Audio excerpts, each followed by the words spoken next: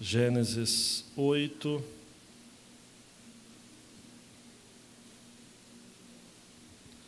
(13 a 22). Tudo novo, de novo.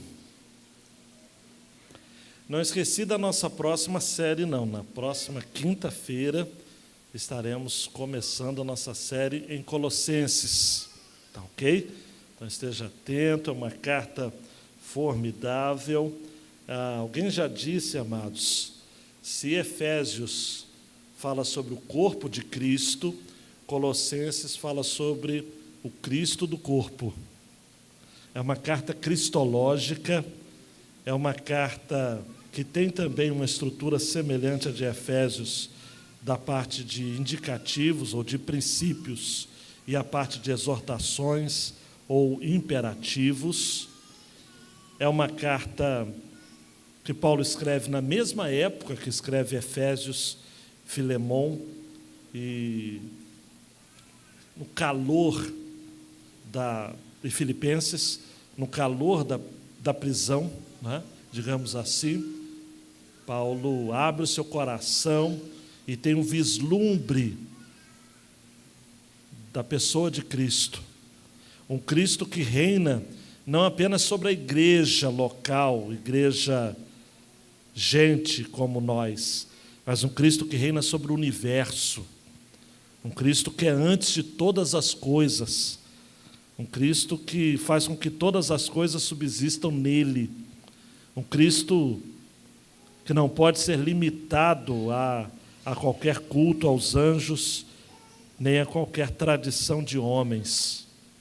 Então venha na próxima quinta-feira para estarmos juntos na primeira mensagem da série Cristo é tudo para mim. Mas eu quero, nesta noite de quinta-feira, primeira quinta-feira, primeiro culto de fevereiro, trazer a vocês esse aspecto, essa cena de Deus fazendo tudo novo de novo. Deus tinha tudo para desistir da gente, amados. Vamos combinar uma coisa? Ele tinha tudo para desistir da gente. A palavra de Deus vai dizer, e você conhece a passagem, há 2 capítulos antes desse, no capítulo 6, o texto vai dizer de que o Senhor, ele vê que a maldade das pessoas havia se multiplicado na terra, e ele vai dizer isso no versículo 5, que todo desígnio do coração delas era continuamente mau. Você sabe que após, amados, a queda, após o capítulo 3 de Gênesis, tudo virou isso daqui que a gente está vivendo hoje. E se segura na cadeira porque vai piorar. Vai piorando aos poucos, né? Vai piorando progressivamente. Se é que eu posso dizer progressivamente em termos de piora. A tragédia da humanidade, amados, chegou a um nível tão absurdo que ainda em Gênesis 6, no versículo 6, o texto vai dizer que o Senhor se arrependeu de ter criado o homem. E eu não vou entrar em detalhes, porque esse não é o meu alvo hoje, mas a Nova Almeida atualizada conseguiu trazer a ideia do original. O Senhor ficou triste por haver feito o ser humano na terra. Arrependimento ali é peso no coração. Pesou no coração de Deus. Tanto é que a Nova Almeida traduziu, ficou triste por haver feito o ser humano na terra, e isso lhe pesou no coração. Você conhece a história, quem é criado no Evangelho sabe dessa história de cor e salteado, os adolescentes, juniores aqui, que Deus então manda Noé, que havia sido encontrado fiel, justo, ele que havia encontrado favor aos olhos do Senhor, para construir uma grande embarcação. Não vou entrar em detalhes aqui das medidas, mas eram medidas extraordinárias, para conter então um par de animais da terra, de várias espécies, e quem quisesse entrar na arca. Noé foi um pregador da justiça. Noé foi um evangelista, no sentido mais radical da palavra. Ele pregou entre os seus contemporâneos. Pregou com a sua vida, porque Noé andava com Deus. Pregou com o seu testemunho, ele era obediente a Deus. Pregou com suas palavras. Mas a palavra de Deus diz que, a não ser ele e sua esposa, 3 filhos e as suas noras, ninguém aceitou a sua mensagem. Mas Noé foi bem sucedido, porque ele pelo menos fez diferença na sua família. Quisera eu, quisera você, todos nós, termos o mesmo sucesso de Noé. Que ganhemos a nossa família para Jesus. Mas nesta noite eu quero dizer de que há um novo, em 2 aspectos nesse texto que vamos ler. Primeiro, há um novo começo para a família. Porque se Deus havia criado o mundo com Adão, Eva e filhos advindos dessa relação, Deus começou o mundo com família, Deus recomeçou o mundo com família. Família é algo muito preciosa para Deus, algo muito precioso para Deus. A família é uma dádiva, a família é um presente. Bem-aventurado, bem-aventurada é aquele e aquela que pode olhar de um lado para o outro aqui, por exemplo, nesta congregação ou em casa, e ver a sua família, e estar com a sua família. Então esta mensagem, esse texto é uma esperança, porque tudo recomeçou com a família. Deus não despreza a família. Nunca me esqueço de James Dobson, que disse: nenhum sucesso na vida compensa um fracasso dentro de casa. Quando a gente está em família, a gente começa bem.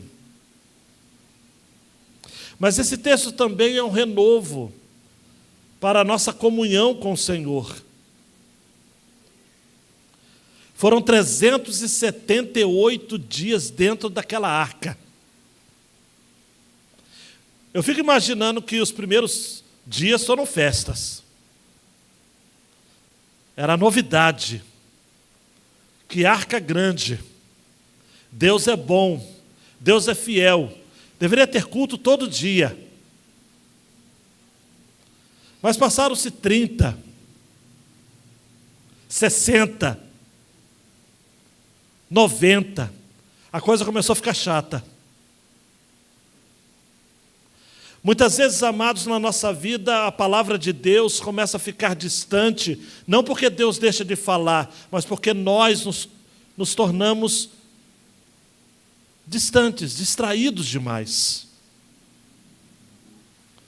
E as promessas de Deus muitas vezes se tornam como que raras ou rarefeitas, ou de certo modo distantes de nós, porque nós caímos na mesmice. Então, passados 378 dias, estava na hora de retornar. E Noé teve uma atitude incrível, porque ele constrói, levanta um altar diante do Senhor. Ele retoma a sua comunhão. Retoma não porque ele havia perdido, retoma no sentido de era um novo ciclo. Nós precisamos disso, amados.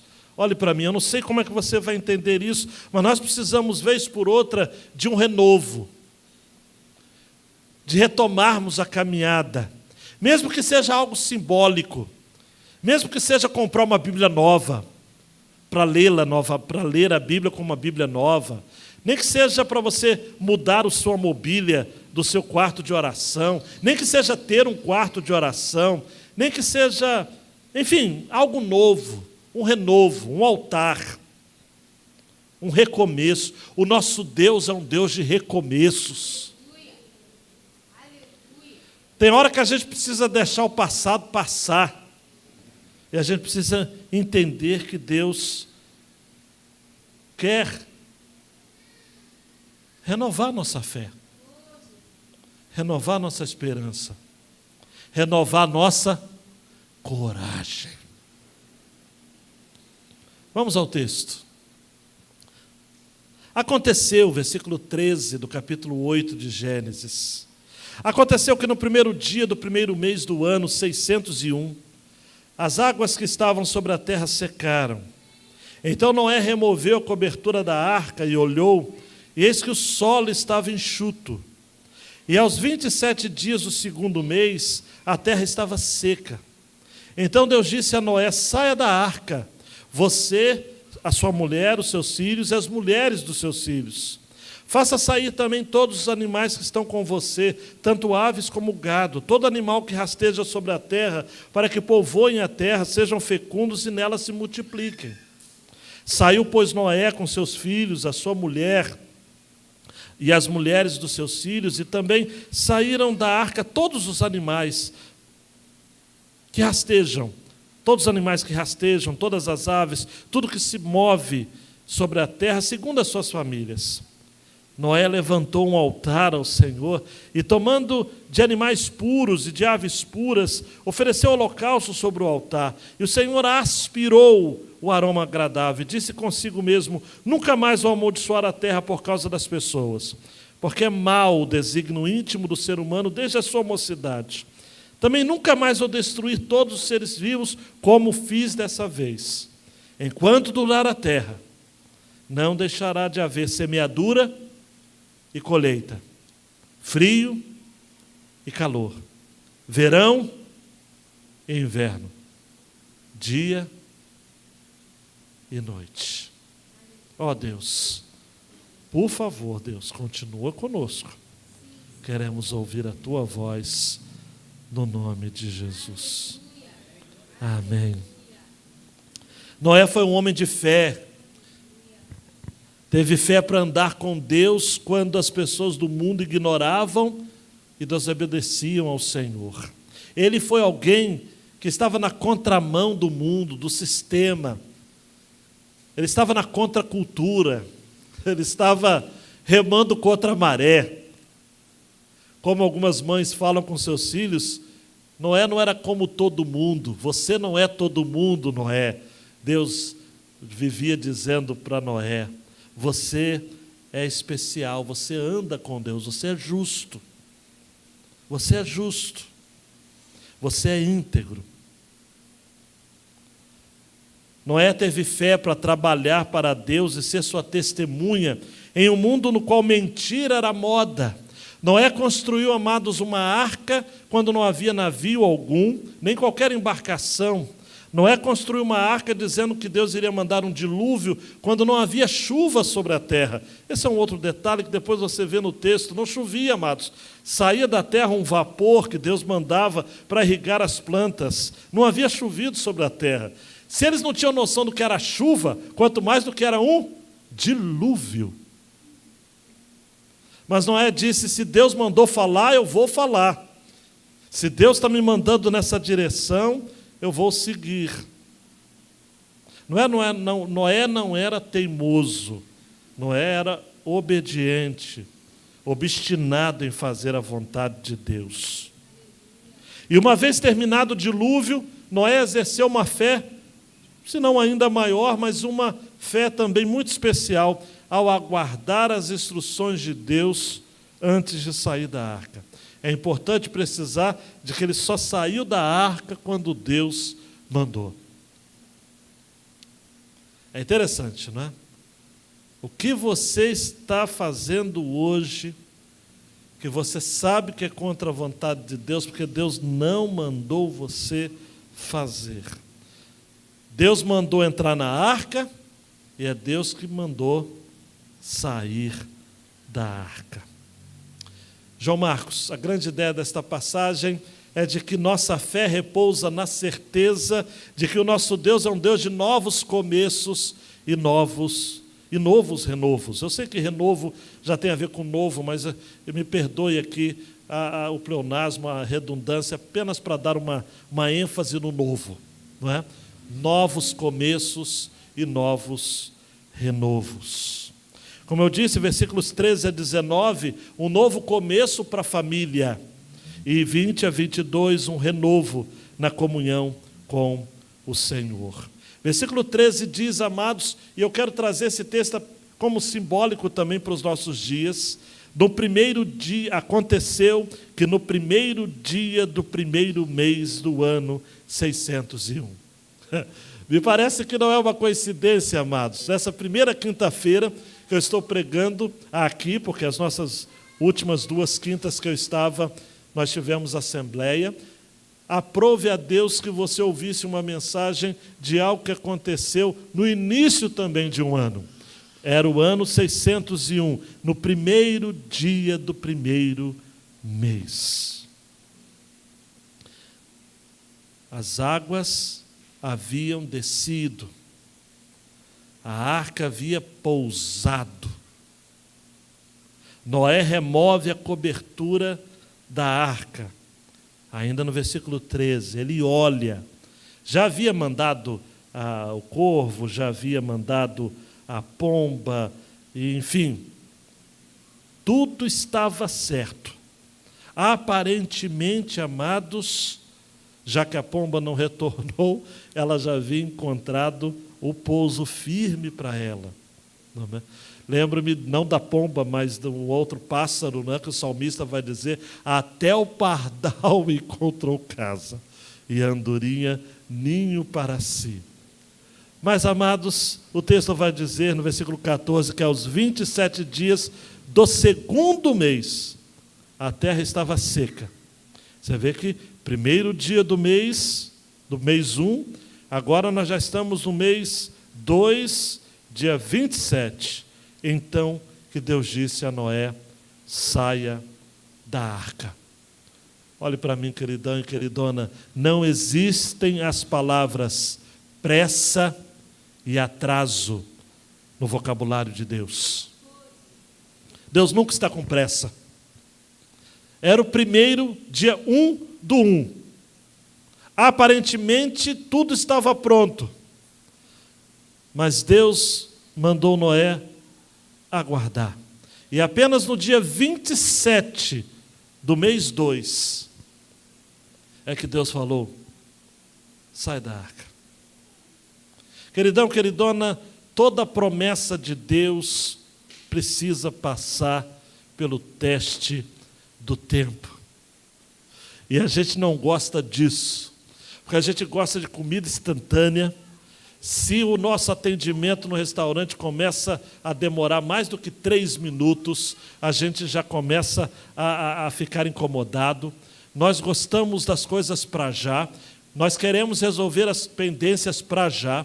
Quando lidamos com algumas questões familiares, nós queremos resolver logo, queremos resolver pelo Zap, queremos resolver nos famigerados grupos de família. Nós temos pressa para resolver as coisas, mas Deus não tem pressa.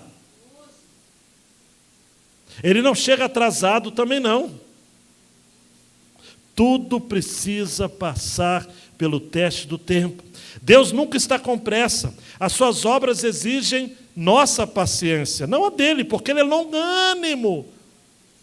Deus poderia ter criado o mundo em 7 milésimos de segundo, ou 6 milésimos de segundo, criou em 6 dias. Se é 24 horas, se é milhões de anos, eu não vou entrar nesse debate absolutamente, eu só sei que levou tempo. Deus poderia fazer a terra secar em um dia, não poderia? Um ventilador espiritual, um exaustor divino, poderia mandar milhares de anjos baterem asas ao mesmo tempo, seria um fenômeno incrível. Mas não, tudo precisou ser etapas. Quer ver? 6 meses após o início do dilúvio, a arca repousou nas montanhas do Monte Ararat. Lentamente as águas recuaram pelos próximos 3 meses. Só então que a primeira porção de terra foi avistada. E quando Noé vê a terra enxuta, ele ainda não desce. porque Deus não havia falado nada. Tem gente que olha esse texto, talvez não, certamente, de modo carnal, e fala que faltou coragem, ousadia de Noé, de colocar o pé para fora. Que Noé deveria ter ousado mais. Não, 1000 vezes não. Noé foi um exemplo de obediência a Deus. Ele já havia sido obediente antes, e agora manteve-se obediente. João Calvino, com seu jeito muito direto de falar, ele disse assim: homens profanos podem atribuir isso à timidez, ou mesmo à indolência. Porém, santa é aquela timidez que é produzida pela obediência da fé. Santa é aquela timidez que é produzida pela obediência da fé.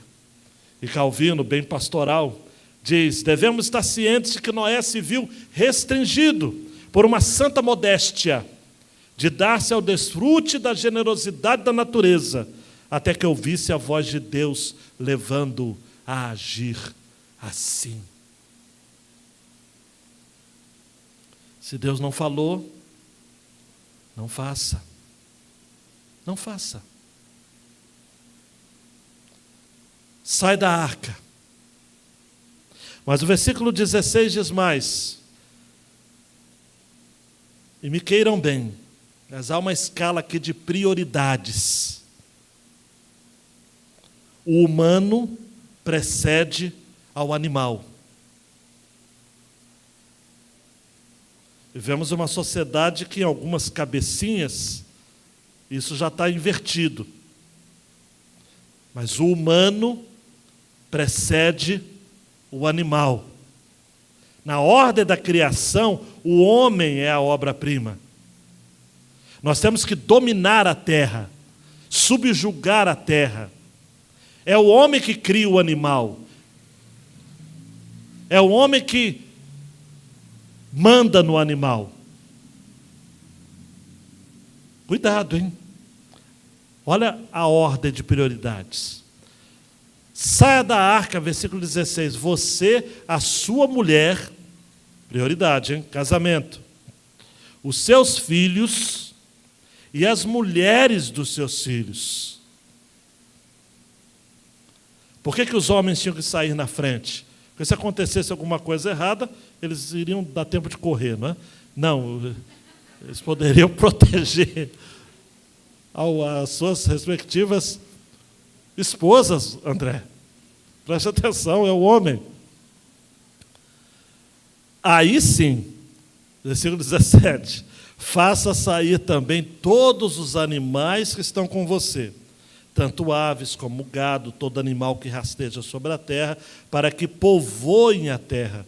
Amados, esse verbo povoar no hebraico é muito interessante, é o verbo que tem a ver também com enxamear, vem de enxame, não é? Enxamear, a criação como um enxame de Deus. Povoem a terra, vida na terra, através da descendência. Sejam fecundos, em outras palavras, sejam frutíferos, deem frutos e nela se multipliquem. Daí sai Noé, seus filhos, a mulher e as mulheres dos seus filhos, e saíram da arca os animais, e por aí afora. Amados e amadas, eu não vou insistir nesse ponto, porque para mim já está óbvio para você, a família é a prioridade. A família é a prioridade. Em Gênesis 1:22, Deus abençoa o homem e a mulher e diz: sejam fecundos, multipliquem-se e encham as águas dos mares, e na terra se multipliquem as aves. Na nova aliança, no capítulo 9, o capítulo seguinte, Deus vai abençoar Noé e seus filhos, dizendo: sejam fecundos, multipliquem-se e encham a terra. Eu não vou entrar na polêmica de quantos filhos você precisa ter para cumprir esse mandamento bíblico. Isso é fórum pessoal, Deus falando a você e a sua esposa. Mas é fato, amados, de que John Piper tem razão quando ele vai dizer de que o casal que tem filhos, ele está obedecendo ao propósito missionário de Deus. Porque cada filho, cada filha é um missionário, é uma nova gente, é um novo discípulo, uma nova discípula de Jesus. A citação mais extensa de John Piper diz assim: o casamento deve fazer filhos e discípulos de Jesus. Esse propósito do casamento não visa apenas acrescentar corpos ao planeta. A questão é aumentar o número de seguidores de Jesus na terra. E o propósito de Deus ao fazer do casamento lugar de ter filhos nunca foi apenas o de encher a terra com gente, mas de enchê-la com adoradores do Deus verdadeiro. Você não tem filhos, amados, apenas para ter mais gente nesse planeta, que já tem muita gente, por sinal. O Thanos, o arqui-inimigo dos Vingadores, preocupou-se com isso na sua série. Você tem filhos para fazer com que haja mais adoração na terra. Para que haja mais adoração. Para que haja mais adoradores, discípulos, discípulas de Jesus. Para você espalhar a imagem de Deus nesta terra. Nós, os crentes, não podemos ter receios em termos filhos. Se não naturais, que sejam filhos do coração, mas que sejam nossos, educados, criados na doutrina, na demonstração do Senhor, como diz a palavra. Não podemos temer ter filhos, amados. Não podemos.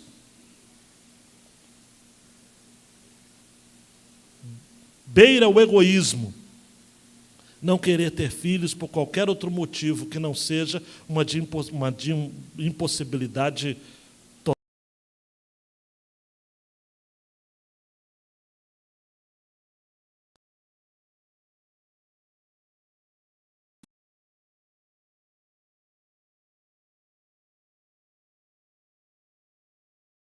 Precisa ter filhos. Na linguagem de teologia, é o mandato social. Homem, mulher, uma relação monogâmica, indissolúvel, sagrado, sagrada. O matrimônio, se não aumenta o amor, o enobrece. O casamento e a família, como diria Lutero, é a escola do cristão. Depois, obviamente, da família, vêm os animais. Essa é a ordem. Deus disse em Gênesis 1, 26 e 27, façamos o ser humano à nossa imagem. Os animais não têm a imagem de Deus. Por mais que sejam bonitinhos, engraçadinhos, mimosinhos, nós, humanos, é que temos a imagem e semelhança de Deus. E devemos ter domínio, como eu já disse, sobre a natureza. Amados e amadas, preste atenção nisso. O domínio sobre os animais e sobre toda a terra é um aspecto da imagem de Deus. Ao exercer o domínio sobre a terra, sobre a criação, sobre os animais, o homem se assemelha a Deus. O homem se torna um vice-regente, um administrador de Deus. Deus colocou no ser humano a sua própria imagem. Nós espelhamos a Deus. Deus olha para o espelho e nos vê. Nós refletimos a Deus. E essa é uma analogia muito interessante. Deus olha para o espelho e nos vê. Nós somos criados à imagem de Deus, refletimos o próprio Deus, e o refletimos não apenas no seu caráter e na sua natureza, nos seus atributos, nas suas perfeições, mas nós também o refletimos na sua coletividade. Assim como Deus é Pai, Filho e Espírito Santo, nós não fomos criados para vivermos sós. Nenhum homem, como diria um sociólogo do passado, é uma ilha. Ninguém vive sozinho, amados. Nós precisamos viver essa comunidade. O nosso Deus é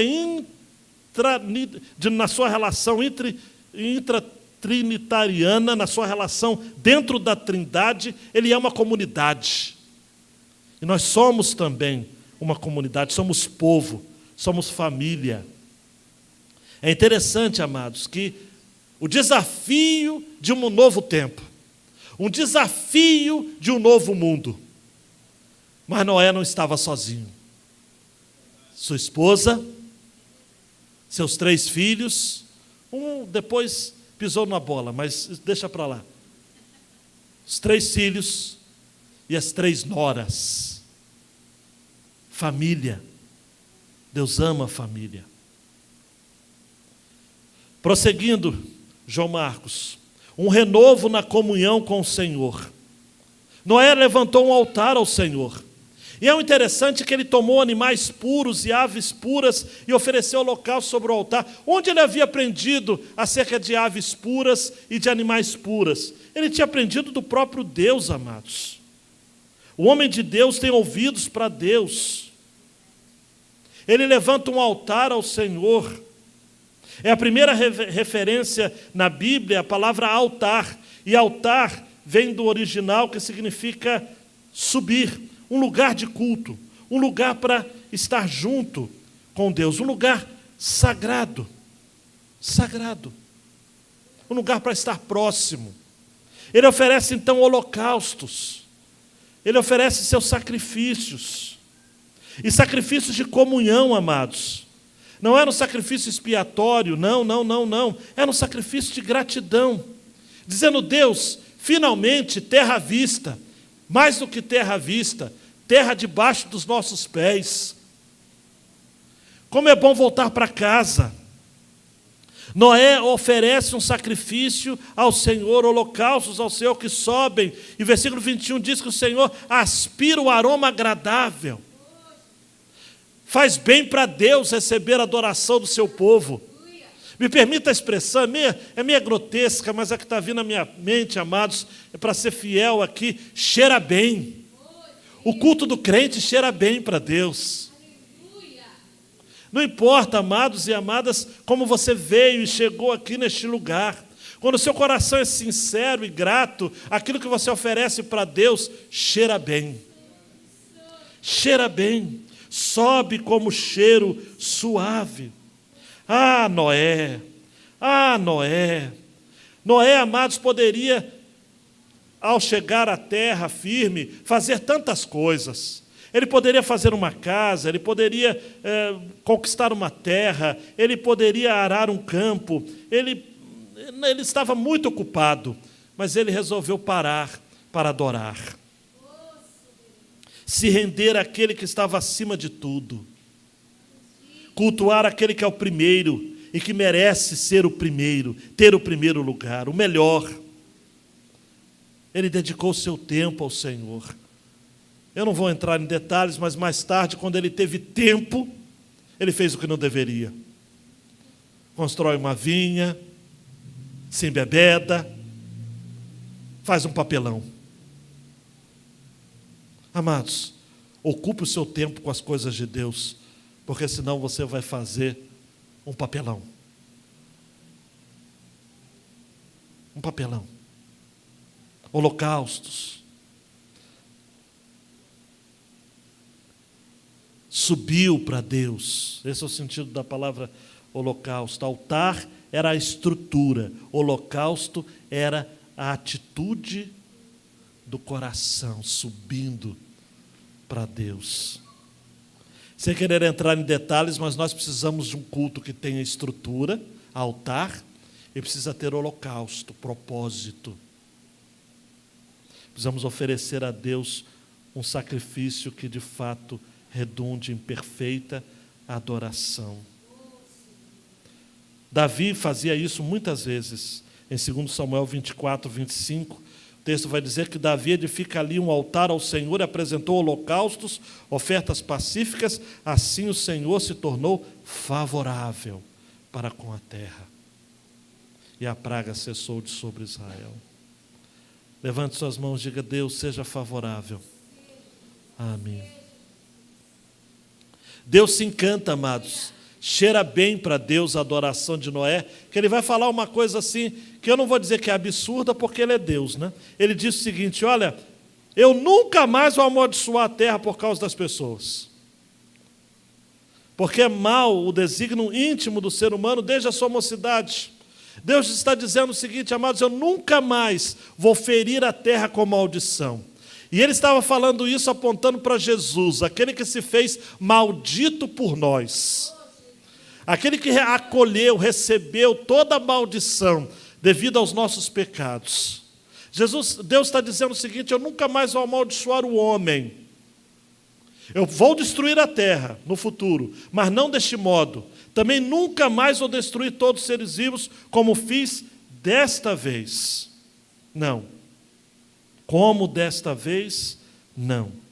Mas, em outras palavras, o Senhor está nos dizendo também que Ele vai manter para si um remanescente fiel. Aleluia. E vai ser mais do que uma família de 6 pessoas. Só aqui, pela graça de Deus, temos mais do que 6 pessoas que vão, sem dúvida nenhuma, sobreviverem à segunda destruição catastrófica do mundo, que, segundo Pedro, o apóstolo, não será mais por água, mas será por fogo. Fogo. Mas nós sobreviveremos. E aí o versículo 22, amados e amadas, é um dos versos mais espetaculares da Bíblia, se eu posso dizer assim. Deus nos promete que Ele vai manter as coisas acontecendo neste mundo, por mais loucas que sejam.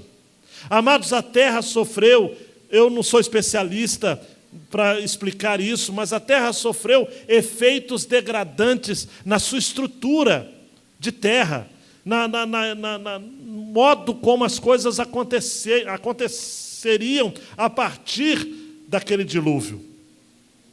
Mas Deus está prometendo o seguinte, olha, mesmo que o mundo mude, mesmo que a terra se esfrie, mesmo que agora em diante vai ter chuva, e vamos combinar uma coisa, como ter chovido, eu vou prometer uma coisa para vocês, se segura na cadeira, enquanto durar a terra, não deixará de haver semeadura e colheita. Isto é, Pero Vaz de Caminha estava correto ao dizer em 1500, nesta terra em se plantando tudo dá. Alguns só não interpretam bem, porque em se plantando, né? Tem que plantar para dar. Vai ter semeadura e colheita. Mesmo que a semeadura seja dura. Mesmo que a gente, como o Salmo de número 126, que me emociono só de pensar, andando e chorando. Aquele que sai andando e chorando, amados. Tem gente que está indo para o trabalho chorando. Tem gente que recebe o contra-cheque chorando. Tem gente que está tendo que administrar, amados, o que vai deixar para ser pago no outro mês. Mas vai ter semeadura, mas também vai ter colheita. Deus vai mandar coisas boas em 2023 para você. Vai ter semeadura, mas vai ter colheita. Não deixará de haver frio e calor. Amém. Frio e calor. As estações estão confusas. Desde o dilúvio, amados, a terra mudou. Eu não sei ao certo a reportagem que deu, mas disse também que a terra, o relógio da meia-noite, que um observatório americano disse, está faltando, sei lá, 10 minutos para meia-noite. Então o negócio, eu olho para aquele relógio, dá medo. Nem li, porque falei, meu Deus do céu. Quando chegar a meia-noite, pum. Vai acontecer o quê? Nada. Porque Deus precisa dar a sua palavra, amados. Jesus disse que quanto àquele dia, só o Pai sabe. Você está ligado? Nem o Filho sabe. Então essa coisa de meia-noite, isso é coisa para assustar o pessoal. O pessoal fica assustado. Vai ter frio e calor. Vai ter verão e inverno. Verão e inverno. Vai ter dia e noite. O choro pode durar, mas a alegria vem pela manhã. 2 Pedro 3,7 diz que pela mesma palavra os céus e a terra que agora existem têm sido guardados para o fogo, estando reservados para o dia do juízo e da destruição dos ímpios. Mas 2 Pedro 3,13 diz, nós, porém, se segura aí, Segundo a promessa de Deus, esperamos novos céus e nova terra, nos quais habita a justiça. Enquanto durar a terra. Tudo pode mudar. Tudo pode mudar. Mas as palavras desse texto nos levam a pensar de que nos fenômenos da natureza, na ordem e na regularidade dos ciclos naturais, tudo isso está debaixo de um governo cósmico, governo de Cristo. Paulo vai escrever aos Colossenses: Ele é antes de todas as coisas, e nele tudo subsiste. Amém? Duas aplicações finais para a gente ir para casa assim, animado com essa palavra. Primeiro, João, obedeça irrestritamente à voz de Deus. Não pense duas vezes, amados. Não pense duas vezes. Essa semana, graças a Deus, uma pessoa retornou para Jesus de longe, fez contato comigo, foi membro de nossa igreja, mas se afastou grandemente. E ela tinha dúvidas acerca de alguns sonhos, e algumas mensagens, e algumas advertências que Deus estava falando com ele, se ele deveria voltar ou não. Eu falei: rapaz, se você está recebendo essas palavras, e essas palavras estão falando para você voltar para Deus e ter comunhão com Ele, do diabo essa voz não é. Só pode ser de Deus. Essa semana ele me mandou uma mensagem todo feliz, dizendo: pastor, voltei para Jesus. Estou encorajado em minha fé. Deus é bom. Não pense duas vezes. Obedecer a Deus, como diz a canção, é sempre o melhor. Gosto de Hebreus 11:7. Eu acredito que o Silas Campos não falou de Noé porque faltou tempo para o livro. Mas Noé, amados, é a fé que condena o mundo. Pela fé, divinamente instruído a respeito de acontecimentos que ainda não se viam, e sendo temente a Deus, construiu uma arca para a salvação de sua família. Assim ele condenou o mundo e se tornou herdeiro da justiça que vem da fé. Amados, Deus quer que esperemos, Mateus Henry vai dizer, o nosso tempo de sair da arca. E ele vai dizer mais: nós sairíamos da arca antes do solo estar seco, e quiçá se a porta estivesse fechada, nós estaríamos dispostos a tirar a tampa e trepar de alguma forma.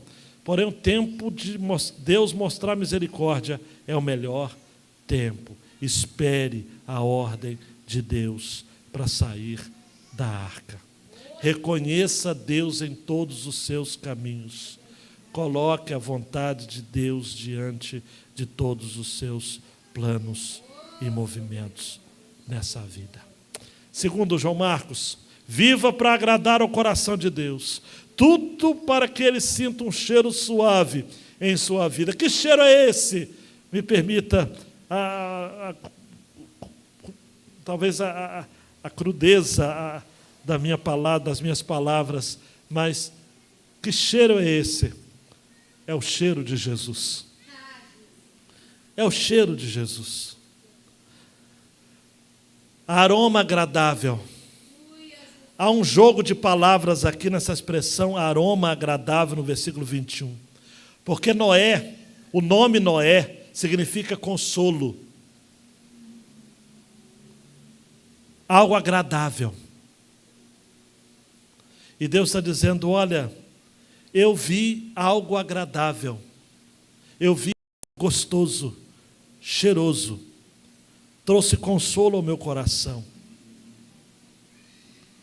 Jesus, amados, é o cheiro suave de Deus. Todo aroma suave se encontra em Jesus. Fora dele não existe aroma suave. O mundo, amados, me permita a sinceridade, está repleto de podridão. O vapor que exala do mundo é corrupto e poluído. Mas Jesus é o aroma suave, que nunca se acaba. E eu e você somos levados a obedecer o autor aos Hebreus. No capítulo 13, 15 e 16 diz: por meio de Jesus, pois, ofereçamos a Deus sempre Sacrifício de louvor, que é o fruto de lábios que confessam o seu nome. E a gente não pode deixar o versículo seguinte: não se esqueçam da prática do bem e da mútua cooperação, pois de tais sacrifícios Deus se agrada. Você sabe por que muitas vezes aquilo que você faz para Deus, aquilo que você oferta para Deus, ou você não vive isso na sua família, ou você não vive isso na sua devoção particular, ou quem sabe pública também? Você sabe por que você não vive essa realidade de fé? É porque muitas vezes, ou é difícil falar isso, eu quero continuar sendo seu amigo, mas é porque muita gente que está entre nós não é verdadeiramente convertida a Jesus. Conheceu, ouviu falar, achou bonito, achou legal, é um barato ser gospel, mas ainda não experimentou, ainda não ouve a voz, ainda é cético em alguns pontos, ainda tem áreas do seu coração que está marcado pela incredulidade. E aí quando cultua, quando serve, quando está aqui, não cheira bem. É como se Deus dissesse lá de cima: algo não está cheirando bem, não está sendo puro. Deixa a última frase, João Marcos. Um dos livros recentes que eu li foi Surpreendido pela Alegria, de C.S. Lewis, a sua biografia, ou autobiografia. Ele conta histórias da sua infância, do seu relacionamento com seu pai, com seu irmão, sua ida para a guerra, a Primeira Guerra, sua luta com ceticismo, o tempo que ele se admitiu ateu, teve decepções com cristãos, mas ao final do livro, glória a Deus, amém, aleluia, amém, ele teve que se render. E permita-me ler aqui, pedindo a sua atenção, o momento do livro que ele fala de sua conversão. Ele, que segundo as suas próprias palavras, era o mais relutante de todos os convertidos. Ele disse, preste atenção: o leitor precisa imaginar-me sozinho naquele quarto em Magdalene, noite após noite, sentindo, sempre que minha mente se desviava um instante que fosse do trabalho, a aproximação firme e implacável dele. Dele quem? Aleluia, do próprio Deus. Aquele que com tanta determinação eu não desejava encontrar. O que eu tanto temia pairava afinal sobre mim. Cedi. Enfim, no período letivo posterior à Páscoa de 1929, admitindo que Deus era Deus, e ajoelhei-me e orei. Talvez naquela noite, o mais deprimido e relutante convertido de toda a Inglaterra. Não percebi então que hoje se revela, ou que se revela hoje, a coisa mais ofuscante e óbvia: a humildade divina que aceita um converso mesmo em tais circunstâncias. O filho pródigo, afinal, caminhava para casa com as próprias pernas, mas quem é que pode respeitar de fato o amor que abre os portões a um pródigo que é arrastado para dentro, esperneando, lutando, ressentido e girando os olhos em torno, à procura de uma chance de fuga? As palavras no latim, compele intrare, força-los a entrar, foram tão violentadas por homens impiedosos que chegamos a estremecer diante delas. Mas, aleluia, entendidas de forma correta, determina a profundidade da misericórdia divina. A dureza de Deus é mais suave que a suavidade dos homens, e a sua coerção é a nossa libertação. Deus pega você, Deus lhe constrange, Deus lhe compele, Deus lhe força a entrar e diz: eu vou fazer tudo novo de novo. Você pode não querer, você pode não ter fé suficiente, você pode ter 1001 adversidades, mas o que eu quero fazer, eu faço. Eu sou o Deus que faço tudo novo de novo. Feche seus olhos, diga: Deus, obrigado por essa palavra. Eu recebo essa palavra na minha vida. Eu vou tentar de novo, eu vou fazer de novo, porque nossa fé repousa na certeza de que o nosso Deus é um Deus de novos começos, de novos renovos. Não importa quantas vezes, Deus não desiste. Como foi com C.S. Lewis, como foi com Paulo, como foi comigo, como foi com você.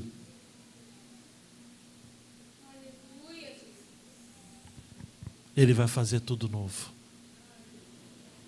De novo. Deus, obrigado por esta palavra. Obrigado por este povo que se reuniu nesta noite aqui.